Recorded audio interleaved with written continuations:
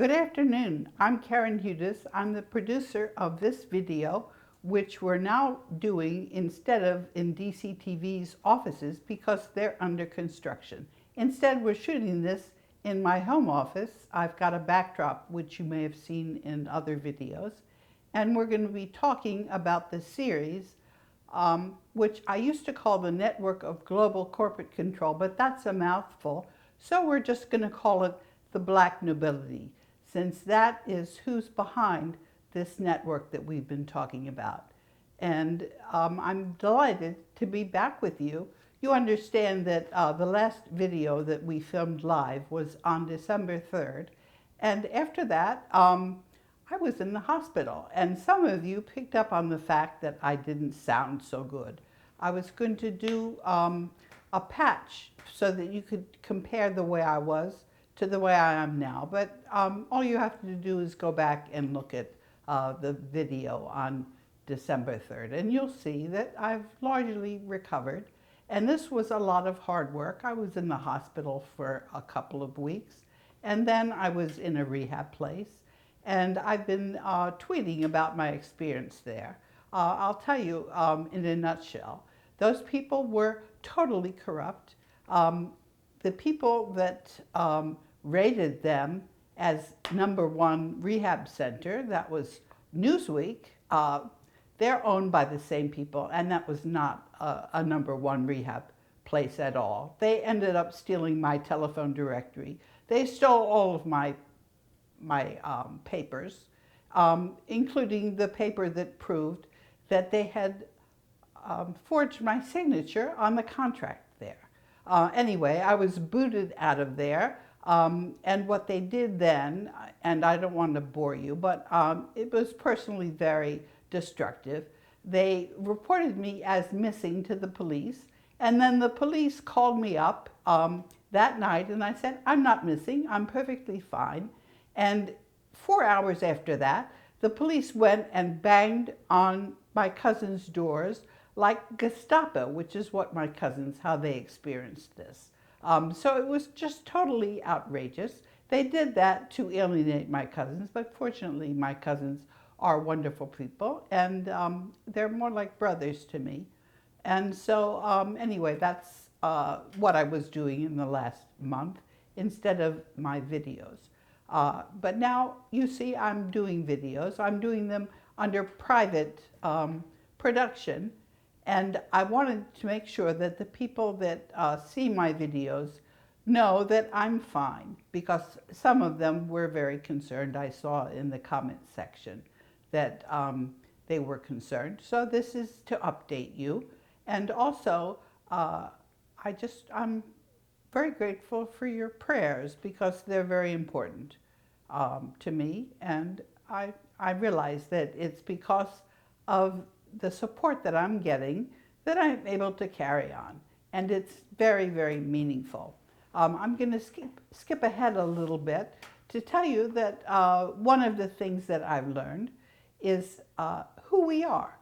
We're a lot different than most people think, because all of the universities, the way their tenure system works is that any professor that's going to tell you what's true has not been given tenure. They're all in cahoots with what I call the Black Nobility, and most people don't realize just how duped they've been. And fortunately, I've been doing this series now for almost 5 years, and there are enough of us who are working together to have changed the reality that we live under. And the reason why I said we have to know who we are, we also have to know a little bit about what the real physics is, because what's taught in the schools is, it's just misleading. The real physics is that once a group of people, and we can't say exactly how many of us we have to be, but once a group of people understand that something is true, it becomes manifest in reality. And this was actually learned by some Japanese scientists who, they call it the 100 monkey effect. And that is that once enough monkeys understand something, and in the case of the Japanese scientists, it was washing sweet potatoes in the sea. Once enough monkeys have reached critical mass, then the understanding, the knowledge, jumps over islands. And the reason why that is because you don't realize how we think. The way we think is that our brains are modems, and we interact with a central processing unit that all of us are thinking with. So the real work in the brains is going on in a different place. And that's how the military have succeeded in hypnotizing many people, because they're interfering with the transmissions. They use supercomputers, and the number of people that are hypnotized, it's usually 80%. Fortunately, I'm not that sensitive to that.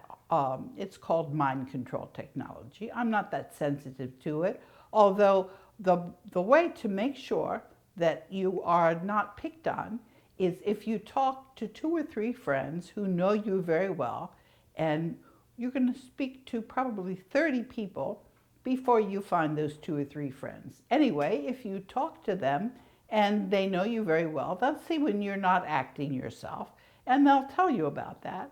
And what you're going to realize, it's very hard for people to understand when they're not themselves, because for all practical purposes, they think that they're not hypnotized, whereas they really are using this mind control technology. So the number of people that can operate the supercomputers that are harnessing this mind control technology is limited, and they're not going to pick on people whose friends are telling them that they're not themselves. They just don't want to waste their time. So that's how you get your protection. And enough of us understand this, and although I'm very frequently subjected to the mind control technology, I've gotten used to it. I've gotten used to operating independently, although there are times that I'm susceptible just like anybody else, and then people around me will let me know that I'm not acting myself. And so that's what you need to do. And once you've done that, there are enough of us that understand what the reality is. We understand how we've been duped. And once that happens, it's a game changer. And all of the people who are thinking through that central processing unit, their reality is different because it's become manifest. And so this might sound a little bit extreme, but it's actually the case. We are now in a different reality. We're in a different reality because enough of us understand what the reality is. What is the reality? It's that we've been duped by the paper money system. And that paper money system is really, it's a huge scam, because the central bankers who issue currency, they know that it's not real money. Real money is gold and silver, and it's been that way for thousands of years. And if you look at the earliest time, when dollars were issued, in 1973, that's when we went off the gold standard.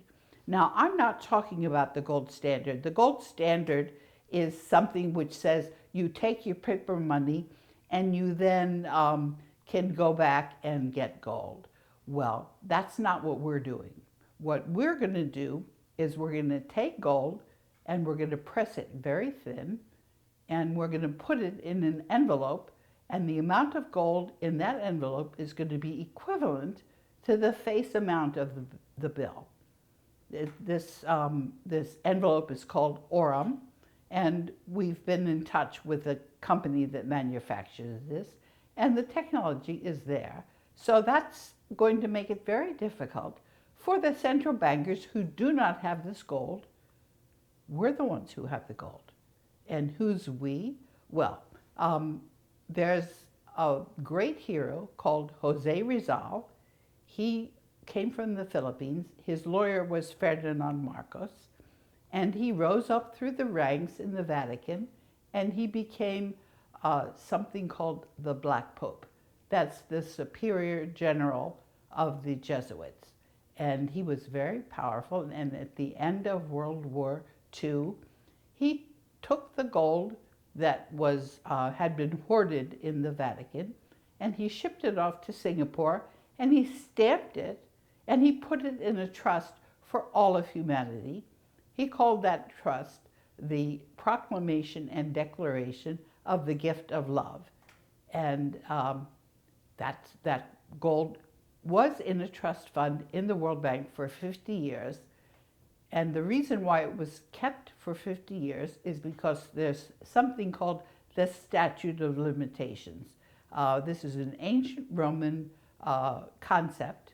And what it says is that after 50 years, if you have a claim and you haven't succeeded in proving your claim, it's fallen apart, because there's no way that you can have good testimony about the reality. Now, this is not just limited to a court. And so what Ferdinand Marcos and José Rizal did was they put the world's wealth, it's not just gold, it's platinum, it's silver, it's precious metals, it's artworks. They put all of these treasures, the world's wealth, in a trust fund, and then they created the World Bank. And the idea was, after 50 years, we would then, we meaning all of the people on this planet, we would then inherit this wealth. Well, the 50 years passed, and now all of the crooks that are claiming that that gold is theirs, it's been 50 years, and they haven't succeeded in making their claim, so the claim is now fallen apart. And you'll see in correspondence that I've written and that I've posted on the social media, you'll see who some of these crooks were, and you'll understand that after a while I've just gotten very brusque with them, and I've said, look, this is an old claim and it's no longer valid. So that's where we are. This was done. Ferdinand Marcos and José Rizal were geniuses. This was done so that we would have this world's wealth free and clear of any claims. There could be no fighting over it, because it's clear after 50 years this belongs to the trust. And the trust, what's going to happen with the trust? That's a very good question. I'll tell you what's going to happen to the trust. We are going to work together, and we're going to eliminate the paper currency corruption, because it's very easy to see how the bankers have been corrupting everybody. Money is not paper, and when the bankers print money, sometimes they just use it as an entry in a digital account. When they print money, they get to keep the difference between the face amount of the bill and what it costs them. In some cases, it costs them nothing. So they're then taking this paper currency and they're buying real things with it. That's corruption. And then they're bribing people with that paper money. Well, if the paper money is no longer valuable because people know that gold is the real money, their corruption falls away. And all of the people who are depending on the central banks to bribe them